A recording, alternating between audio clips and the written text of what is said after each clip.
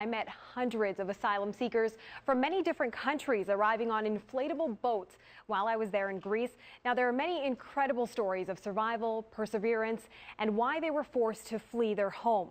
One of the refugees, a young man traveling alone, shared his story. He was an English teacher in Afghanistan, and he says he had to flee at a moment's notice after getting death threats from the Taliban.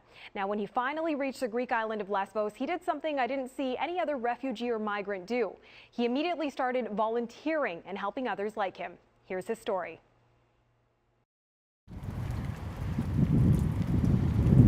Afghan refugee Neetu Garcha looks across the Aegean Sea to Turkish mountains on a cold, windy and rainy day. This is just hours after he arrived in Greece, having survived a dangerous crossing on those very waters. It was all scary. It was horrible.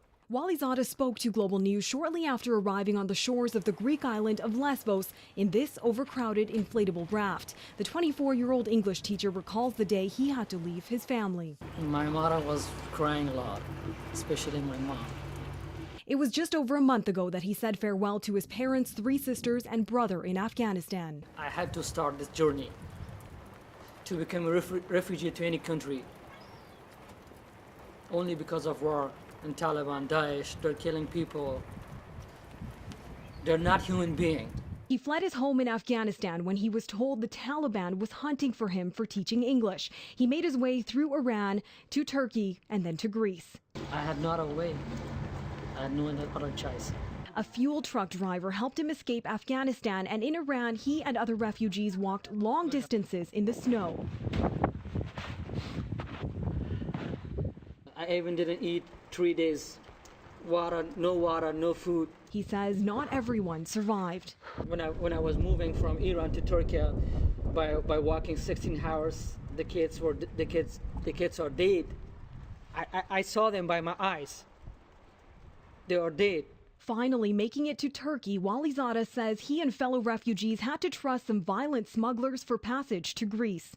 When I was in a boat, and the smugglers forced us to get into the boat by forcing by punch, showing the guns, the knife. Garcha didn't think he'd survive the voyage in the inflatable raft. The dinghy was tossed by heavy winds, conditions so rough he even lost his backpack with his passport inside into the sea. The children and the women were screaming, and they were really afraid from the water. They pay $2,000 a head to take this treacherous journey. How bad is it that they're fleeing their countries, that the water is the most safe place? Despite his ordeal, when he landed on shore in Lesvos, his attention turned to helping others. Instead of resting, he immediately joined volunteers helping his fellow refugees off boats, translating and assisting however he could. It feels really good to help people because I had a situation yesterday, so I can really feel them. In fact, Garcha stayed in Lesvos for 5 days, helping others who have also been forced from their homes before continuing his long journey to a new life.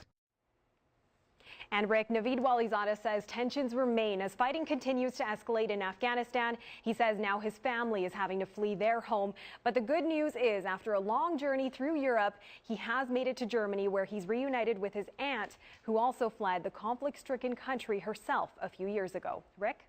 All right, his adventure continues, his journey continues, and tomorrow, Neetu series will continue with a story of a life jacket graveyard that depicts the number of people who have made the dangerous crossing from Turkey to Greece. And thanks to Neetu for joining us in the studio tonight.